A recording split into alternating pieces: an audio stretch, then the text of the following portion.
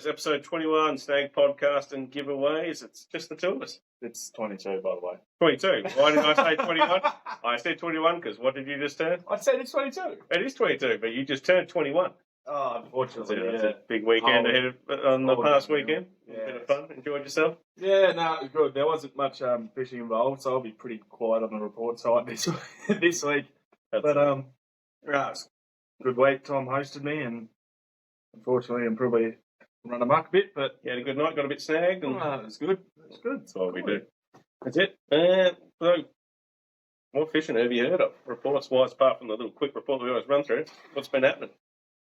I started to have a little look through back and start to edit some of the videos that I did from over summer, like when I was up north chasing salmon, kingfish, and all that sort of stuff.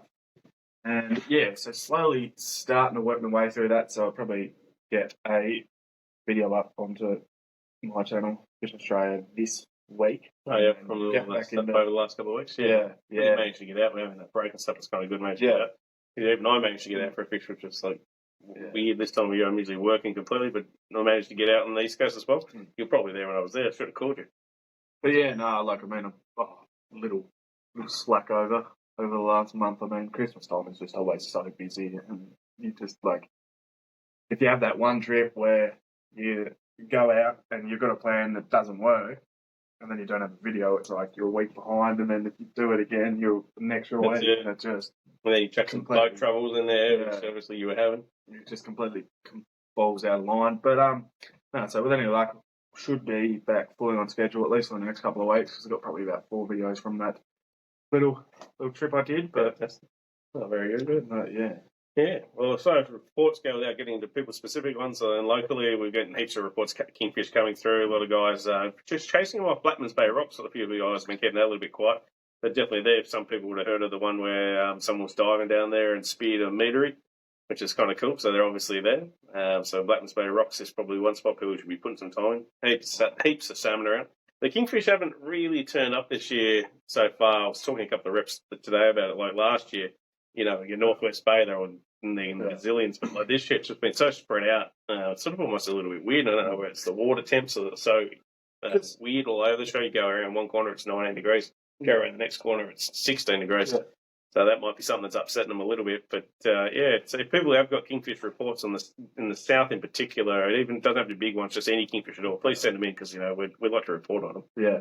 Yeah, it's weird because I've done probably 2 or 3 trips out of that sort of Northwest Bay area, chasing kings and stuff like that. And there's that much bay. I think we talked about it last week.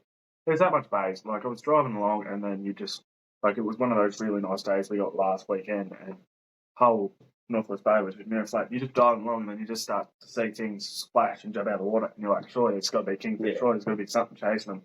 But there's just all little cooter, mackerel, salmon, stuff like that, and there was just nothing on the sounder.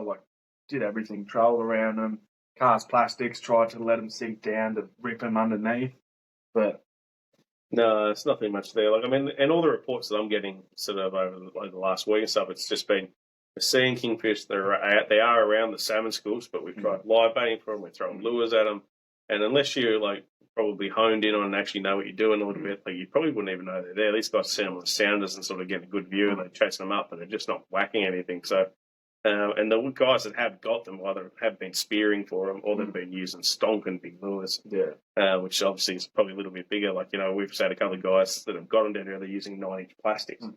Which obviously, last year, guys were using 5-inch and 6-inch size stuff, but 9-inch is a whole nother kettle of fish. So, maybe we need to get out there and try some bigger ones. And it's hard too because it's kingfish is something that you spend so much time on, not knowing whether you're doing it right or whether you're doing it wrong, especially if you're trying to get into it. And you just feel I'm fishing a 7-inch soft plastic. If I go down to a 5, salmon will go for it. So at least I'm catching something. So you feel that little bit closer, even though you could realistically be hindering yourself, pushing yourself away from them. And that's the thing. Like I say, if you go kingfish fishing, you're going kingfish fishing. Like I say to a lot of guys in here, I just want to go for a fish. I'm like, well, that's fine, and it does work. You'll get fish, but go and target some specific species.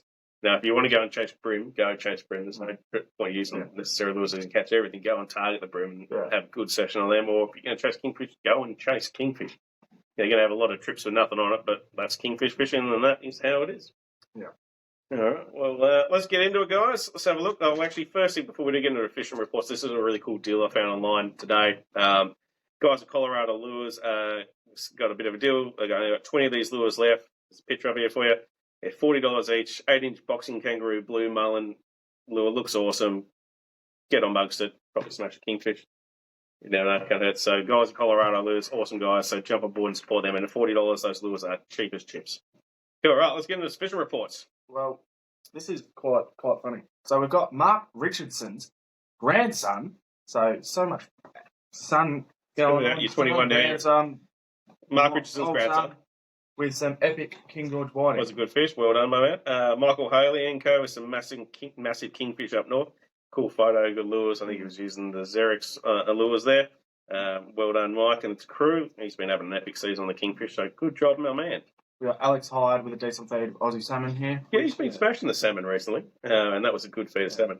Do you eat them? Before, Mum usually makes them up in patties, and now that all down here, not doing Mum to go home and cook them for me. I'll teach you, mate. I don't mind them. A lot of people, often people say to me in the shop, "Oh no, I don't eat those things." I'm like, well, "What don't you like about the taste of them?" They go, "Never had one." Yeah. Like, well, give them a shot, bleed them, keep them fresh, eat them fresh, all the rest of it, or turn them into patties or something like that. Not every fish has to be the perfect fish, but just putting in a piece of ham with some butter. Just do things with it. Put them in a curry and stuff. Everyone loves a good curry. If you don't, there's something wrong with you. All right, cool, go for it. Oh, it's me, Stefan Stefan, let's just go with that. With a good feed from the tamer, salmon, King George whiting, and some leather jackets. The old leatheries, butterfish. A lot of people don't take them at home. They're an awesome feed. Apart from a little bit of a pain to whip them off with the skin. Well, Cooch did say that he was going to one day do a video on how to fillet, clean, scale, de-skin. The old butterfish. I love it. Where are we? We've got another look at that awesome kingfish Jarvis Wall got. Cracking fish, mate. Well done, dude. Yeah, we didn't really talk too much about that in the last report, but that was a cool fish. Yeah. I think that was probably the one that's one of the first ones to make its way up to social media for everyone to have a look at. So everyone was getting a bit upset that it was not quite a true picture, but I can assure you it was 100% a true picture. And if Jarvis has got it, it's just if anyone's going to find a big one, it's going to be that man. So good job. Jarvis again with an awesome size luderick. That man knows how to catch big fish. You got much luderick? Not really. I've only ever caught luderick when I was fishing in a brim comp. Yeah, same. It's the only time I've ever caught them. Actually, I was fishing one. Actually, it wasn't a brim comp, but we were pre-fishing and then decided to go down to Scamander River for the afternoon. Have a bit of a fish down there. It's one of the St. Helens rounds and chucked this stupid plastic that my mate Creedy had got off a magazine, one of those freebies. Ugliest looking soft plastic alive. I said, I'll catch a brim on it. He said, yeah, go on then. I chucked on first hit. The luderick was like 38 centimetres of the fall or something. I'm like, told you it'd work. So it's a good one, Jarvis. I saw two pictures when he put it up there. It was like the one from last year, the one from this year. I think it's the same spot, so it's probably the same fish. Love your work. Cool, let's go. We've got another look at... Oh, You're never going to be a news reader, are you? No, not me. But Ethan Howard, great whiting session at Waterhouse, bagged out, and the biggest one being 59 centimetres. So that's a good King George. They're up the north. Absolutely. William Arthur Barrage, 35 centimetre garfish on a Halco twisty lure in the 4th region. Love it. Loves it. We got Jamie Cooper with a nice snapper form from the jetty. Well, good form from the jetty. Good form from the jetty. Absolutely.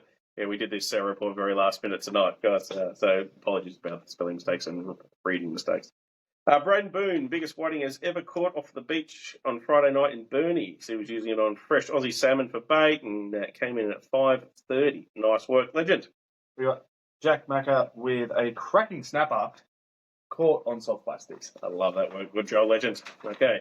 Bradley Netterfold, a cool capture, a Sergeant Baker. Now, have you got a Sergeant Baker? Yeah? Yep. Of course, yeah, that's a shoulder. I caught one on my trip. You want to know how I caught it? When? You telling me, you telling them? I'm telling everyone. Yeah. So, was up North Tassie. I think it was around Weymouth. Just casting around some reefs, chasing kings, cast out. One and then one of those Shimano flash boosts that I got from the Fisherman Shed. What is it? 125 mil. Oh, really? Yeah, wind it pretty fast. Like it just hit the water, and I just got to giving it a few cranks, so it obviously basically landed on top of its head. And yeah, probably like a 50 centimeter.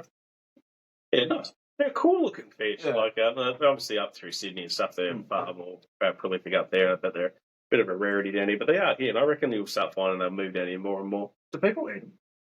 I don't know. No, They kind of look like a Gurner. They've probably got an epic fillet, and Gurner tastes amazing. Yeah. I don't know. Next question. One for us to find out. All right, I'm going to do this one. Jack Wise, the young gun himself with a nice brim. He said, first time trying this lure, fishing around submerged trees on the Atomic Hard Cranks 38. It's kind of cool because, like, I think down here everyone gets stuck in their ways a little bit. Like, we tend to use more slimmer profile lures. So I even look at the wall of lures in front of us now.